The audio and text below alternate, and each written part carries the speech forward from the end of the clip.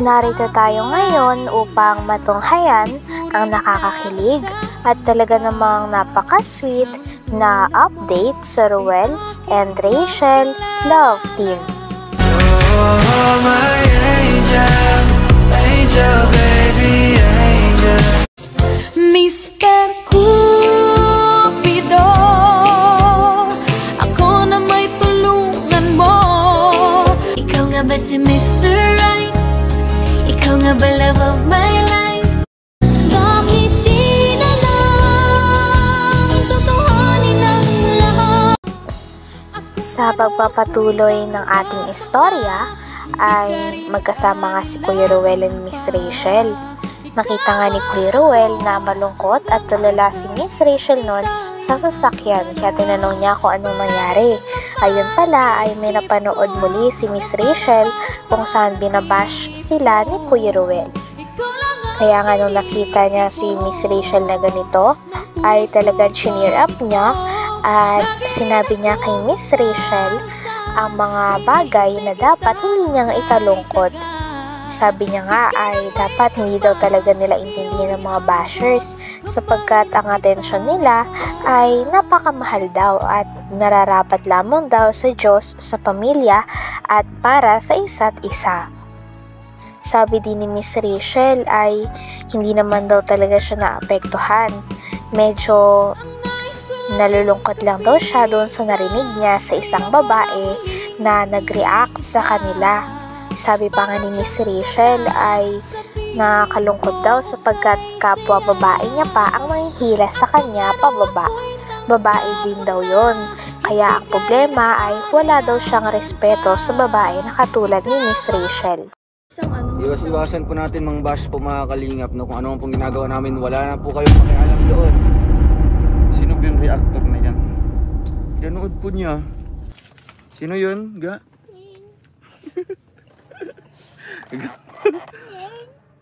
Si Ballpoint po. Huwag mo nang panoorin yun. Grabe kasi sinabi nung isang babae. Oo. Ah, nag-react lang siya. Parang pinagtanggol lang ako. Pinagtanggol ka lang. Ah, okay po. Tapos, ano palang comment ng isa? Iyan mo na, huwag mo na basahin. Sabi kasi, grabe kasi sabi. Na ano ko na daw yung ano mo. Alam mo na yun.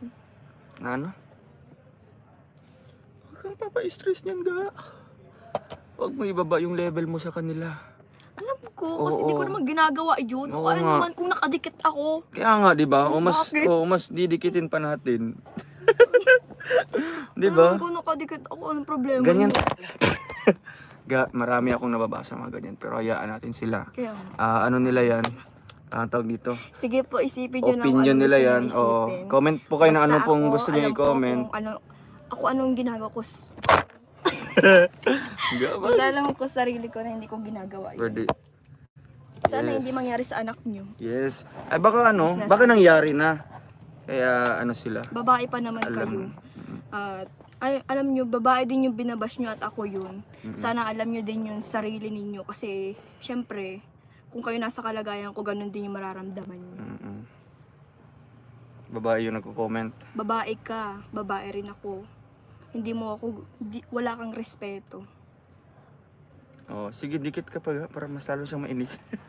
Joke lang Kung po. sino ka man, si Lord na bahala sa'yo. Huwag niyo pakialaman ang Rochelle. Grabe po, no. Maano pa Dami po akong nababasa ding mga pambabash po mga kalingap, no, sa aming dalawa. Pero di ko na lang po pinapansin. Kasi ano pong mapapala ko po kung papansinin ko po sila isa-isa. Mas binibigyan ko po sila ng attention, no. Happy sila. Kung bibigyan ko sila ng attention ko. Kasi yung attention ko napaka mahal po nito. Oo nga. Para lang ito sa mga taong sumusuporta sa amin. Sa akin din. Lalong-lalo na kay Langga, Sa akin 'di din. ba?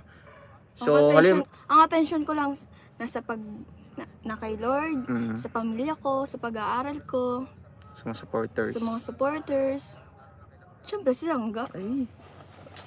Wala din mga kalingap. So ayun, kung magbabash man kayo, so sorry na kayo, hindi po kayo namin papansinin. Hindi namin ugali na ano. Pero okay lang, more bashing, more Kasi mas lalo po kaming namomotivate, mas lalo po kaming gaganahan sa aming ginagawa, no? Kasi andyan po kayo. Di ba po? May isang dating bash, pero grabe yung pambabash sa akin. Ate Mel. Hello.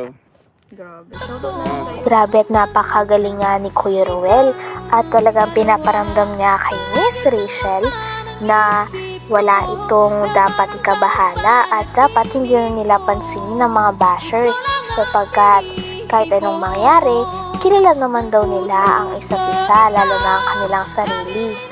Kung naiinis daw sila dahil sobrang dikit ni Kuya Ruel at Miss Rachel, ay mas talang didikitan pa daw nila para manggigil daw ang mga bashers sa inis.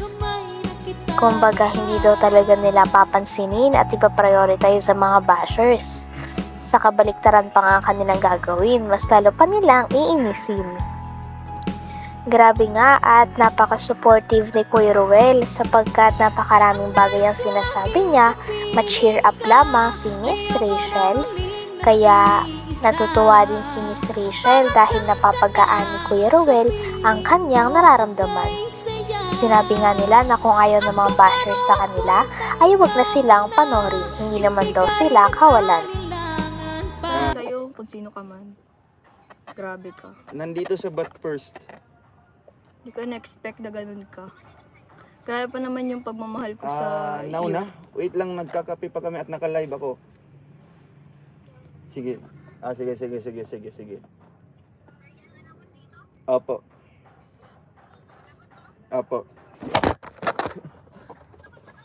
Sige. Pasensya na po. Pandawin mo. Walang maayos na lalagyan. So, ayan. So, grabe po, mga kalingap. No, grabe ga, ang dami ng mga bashers. Pero, para sa amin, wala lang po yan. No? Dikit pa rin po ako. Kahit anong gawin nyo. Oo. Kasi po, para sa amin, mga kalingap, no? Wala na. Alam po namin ang limitasyon yes po. namin at And hindi isa po din, namin ginagawa yung iniisip nyo. baka po, Baka kayo nangyari po na po ginagawa sa nyo. inyo. Kaya po nakapagsabi po kayo ng ganoon sa kapwa-tao. No, Saka hindi ko na-experience po nila. sisirain ang tiwala ng papa ko. Yes, syempre ako din, no. Kaya po mga kalingap, grabe po. Ang pangit pati basahin ng mga ano. Kasi sa ngayon mga kalingap, no, comparison po ang nangyari ngayon, Kaya no. Ba't kailangan i-compare pa? Kung gusto niyo po sila, doon po kayo sumuporta. Huwag na po kayo mag-comment ng mga ano pa diyan, nakakasakit sa damdamin. Diba? Oo. Basta po mga kalingap, no. Ayan. Kasi po, ang liliit po ng mga utak nila, ang kikitid. Ba't kailangan pang i-compare, sabihin nila doon, mabuti pa si ano, Huwag daw akong dumikit. Oo. Para saan ba? Bakit kailangan pong ganun? Mm. Tsaka nagpapakatotoo lang naman po kami. Yes po. Kung di niyo po matanggap, alis po kayo dito. O, kaya nga po, di ba, vlogger po. Kaya, yung iba nga pong artista, grabe pa yung makadikit. Pero, minor din yun. Tama.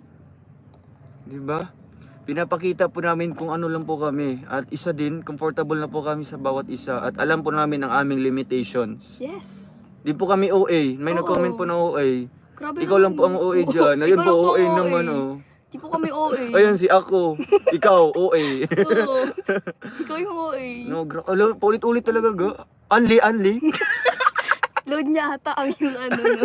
Naka-load talaga siguro to. Anong load niyo po?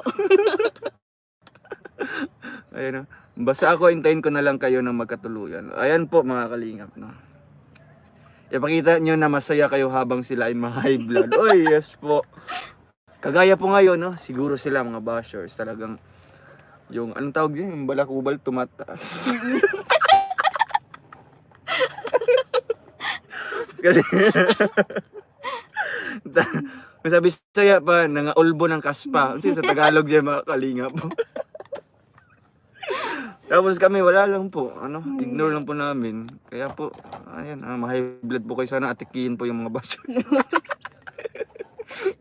Basta mahal God bless namin na kayo. lang po. Thank you so much na lang po. Yes! we don't need an explanation po, no? Yes. Hindi po namin kailangan mag-explain Hindi po sa namin inyo. kailangan mag-explain. It is what it is. Kung nakikita nyo, yun na po mga kalingap, no? Kung hindi nyo po kayang panoorin, Ito kami. mas better mag-skip po kayo at go to next video. Ayan. Ikaw at ako'y hanggang wakas ay Hanggang dito na lamang muna ang ating nakakakilig at talaga namang napaka-sweet na latest update sa Ruel and Rachel Love Team.